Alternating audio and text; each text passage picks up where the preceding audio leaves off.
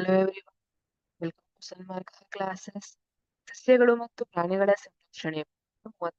ಪ್ರಶ್ನೆ: ವನ್ಯಜೀವಿ ಸಂರಕ್ಷಣೆಯ ಮೇಲೆ ಮಾನವನ ಚಟುವಟಿಕೆಗಳ ಪ್ರಭಾವವನ್ನು ವಿವರಿಸಿ.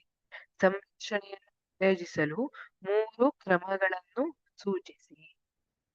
ಹಾಗಿದ್ರೆ ವನ್ಯಜೀವಿ ಸಂರಕ್ಷಣೆಯ ಮೇಲೆ ಮಾನವನ ಚಟುವಟಿಕೆಗಳು ಯಾವ ರೀತಿಯಾದಂತಹ ಪ್ರಭಾವವನ್ನ ಬೀರುತ್ತದೆ ಅಂದ್ರೆ, ವಾಸಸ್ಥಳ ನಾಶ ಅಲ್ವಾ, ಡ್ಯಾಮ್ಗಳನ್ನ ಕಟ್ಟುವಂತದ್ದಿರಬಹುದು, ಅಥವಾ ನಗರೀಕರಣದ ಉದ್ದೇಶಗಳಿರ್ಬೋದು, ಕಾರ್ಖಾನೆಗಳನ್ನ ನಿರ್ಮಿಸುವಂತಹದ್ದಿರ್ಬೋದು, ಪೀಠೋಪಕರಣಗಳನ್ನ ತಯಾರಿಸಲಿಕ್ಕೆ ಮರಗಳನ್ನ ಕಡಿಯೋದಿರ್ಬೋದು, ಮನೆಯನ್ನ ನಿರ್ಮಿಸಿಕೊಳ್ಳಿಕ್ಕೆ ಮರಗಳನ್ನ ಕಡಿಯುವಂತದ್ದಿರ್ಬೋದು. ಇದೆಲ್ಲ ಅರಣ್ಯ ನಾಶವಾಗುತ್ತೆ. ಅದರಿಂದ ವನ್ಯಜೀವಿಗಳ ವಾಸಸ್ಥಳದ ನಾಶ ಹಾಗೂ ಆಹಾರದ ಮೂಲದ ನಾಶವಾಗತ್ತೆ. ಅಕ್ರಮ ಬೇಟೆ ಕೂಡ ಸಮಸ್ಯೆಯಾಗಿದೆ. ಇದು ವನ್ಯಜೀವಿ ಸಂರಕ್ಷಣೆಯ ಮೇಲೆ ಪ್ರಭಾವವನ್ನ ಬೀರುತ್ತೆ ಅಲ್ವಾ. ಅಕ್ರಮ ಬೇಟೆಯಿಂದ ಪ್ರಾಣಿಗಳ ಸಂತತಿ ಕಡಿಮೆಯಾಗ್ತಾ ಹೋಗುತ್ತೆ. ಹುಲಿಗಳನ್ನ ಚರ್ಮಕ್ಕೋಸ್ಕರ, ಆನೆಗಳನ್ನ ದಂತಕ್ಕೋಸ್ಕರ, ಇದಕ್ಕೆಲ್ಲ ಬೇಟೆಯಾಡುವಂಥದ್ದು. ಇದರಿಂದ ಅವುಗಳ ಸಂರಕ್ಷಣೆಯ ಮೇಲೆ ಕೆಟ್ಟ ಪರಿಣಾಮ ಬೀರುತ್ತೆ.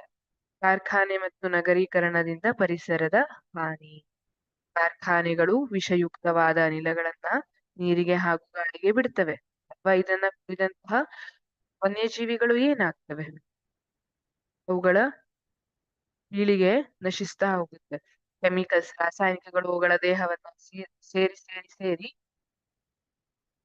ನಶಿಸುವಂತಹ ಸಾಧ್ಯತೆ ಇರುತ್ತದೆ. ಇದರ ನಗರೀಕರಣದಿಂದ ಪರಿಸರದ ಹಾನಿ ಉಂಟಾಗುತ್ತೆ. ಪರಿಸರದ ಹಾನಿ ಉಂಟಾಗಿದೆ ಅಲ್ಲಿ ಅದನ್ನೇ ನಮಗೆ ಬದುಕ್ತಾ ಪ್ರಾಣಿಗಳು ಅಥವಾ ವನ್ಯಜೀವಿಗಳು ನೇರವಾಗಿ ಹೋದ್ರೆ ವನ್ಯಜೀವಿಗಳು ಅಲ್ಲಿ ಬದುಕಲಿಕ್ಕೆ ಸಾಧ್ಯವಾಗುವುದಿಲ್ಲ.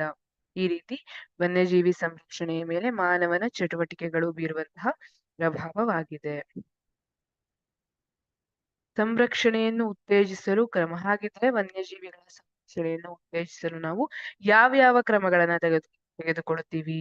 ಅನಧಿಕೃತ ಬೇಟೆಯ ನಿಷೇಧದ ಕುರಿತಾದ ಕಾನೂನು ಜಾರಿಗೆ ತರುವುದು ಅಲ್ವಾ. ಅನಧಿಕೃತ ಬೇಟೆ ಎಲ್ಲೂ ನಡೆಯಬಾರದು, ಅದಕ್ಕೆ ಕುರಿತಾದಂತಹ ಕಠಿಣವಾದ ಕಾನೂನನ್ನ ಜಾರಿಗೆ ತರುವುದು. ವನ್ಯಜೀವಿ ಪಾರ್ಕ್ ಮತ್ತು ಅಭಯಾರಣ್ಯಗಳ ಸ್ಥಾಪನೆ. ವನ್ಯಜೀವಿ ಪಾರ್ಕ್ ಮತ್ತೆ ಅಭಯಾರಣ್ಯಗಳಲ್ಲಿ ಪ್ರಾಣಿಗಳ ಅಕ್ರಮ ಬೇಟೆಯನ್ನ ನಡೆಸಲಿಕ್ಕೆ ಅವಕಾಶ ಇರೋದಿಲ್ಲ. ಅವುಗಳ ಸಂರಕ್ಷಣೆಯ ಬಗ್ಗೆ ಹೆಚ್ಚಿನ ಗಮನವನ್ನ ಹರಿಸ್ತಾರೆ. ಅವುಗಳಿಗೆ ಸುರಕ್ಷಿತವಾದ ವಾಸಸ್ಥಳ, ಆಹಾರವನ್ನ ನೋಡಿಕೊಳ್ತಾರೆ ಅಲ್ವಾ. ಹಾಗಾಗಿ ವನ್ಯಜೀವಿ ಪಾರ್ಕ್ ಮತ್ತು ಅಭಯಾರಣ್ಯಗಳ ಸ್ಥಾಪನೆ. ಸಾರ್ವಜನಿಕರಲ್ಲಿ ಜಾಗೃತಿ ಮೂಡಿಸುವ ಕಾರ್ಯಕ್ರಮ. ಸಾರ್ವಜನಿಕರಲ್ಲಿ ವನ್ಯಜೀವಿಗಳ ಮೇಲೆ ಚಟುವಟಿಕೆ ಯಾವ ರೀತಿಯಾದಂತಹ ಪ್ರಭಾವ ಬೀರ್ತಾ ಇದೆ, ಅದರಿಂದ ವನ್ಯಜೀವಿಗಳು ನಶಿಸಿ ಹೋದ್ರೆ ಮುಂದೆ ಏನಾಗಬಹುದು ಅನ್ನೋದನ್ನ ಅವರಲ್ಲಿ ನಾವು ಜಾಗೃತಿ ಮೂಡಿಸುವಂತಹ ಕಾರ್ಯಕ್ರಮ. ರಾಷ್ಟ್ರೀಯ ಉದ್ಯಾನವನಗಳನ್ನ ಸ್ಥಾಪಿಸುವುದು ಅಲ್ವಾ. ವನ್ಯಜೀವಿಗಳನ್ನ ಸಂರಕ್ಷಿಸುವಂತಹ ಸಲುವಾಗಿ ರಾಷ್ಟ್ರೀಯ ಉದ್ಯಾನವನಗಳನ್ನ ಸ್ಥಾಪಿಸುವ ಈ ಎಲ್ಲ ಕ್ರಮಗಳನ್ನ ನಾವು ತೆಗೆದುಕೊಳ್ಳಬಹುದು. Thank you.